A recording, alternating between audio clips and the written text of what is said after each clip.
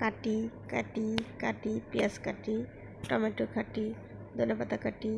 এবার তেলে দিয়ে দিলাম পেঁয়াজ। কি করব, কি রান্না করব আমি? কি মনে হয় আপনাদের? কিছুই না তেমন, একটু ছোলা ভাজি খাইতে মন চাইতেছে, আর তাই রান্নাটা বসাই দিলাম।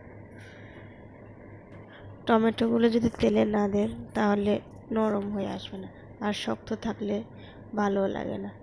টমেটো গলে গেলে ভালো লাগে। আমি একে একে সব মশলাগুলো দিয়ে দিলাম। একটু গাজর কুচি দিচ্ছি, তাহলে কালারটা দেখতে আমার ভালো লাগে, এজন্য আমি সবসময় ছোলা ভাজিতে একটু গাজর দিয়ে থাকি। ম্যাশ করে দিলাম আলুগুলা হালকা, আমি হাত দিয়ে চটকে দিলাম।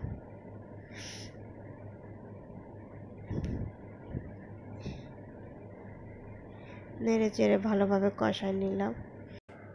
এই পর্যায়ে আমি শুকনো মশলাগুলো সব অ্যাড করে দিব। ধনে গুঁড়ো, হলুদের গুঁড়ো, জিরা গুঁড়ো, একটু চাট মশলা দিয়ে ভালোভাবে কষায় নিব। আর একটু দিয়ে পানি দিলাম যাতে মশলাটা পুড়ে না যায়। এখন নেড়ে চেড়ে কষিয়ে চোলাটা ঢেলে দিব। আমি চোলাটা একটু নেড়ে চেড়ে রেখে 5 মিনিটের মতো রেখে আমি নামিয়ে নিব। আমার চোলা রেডি হয়ে গেছে। Thank you.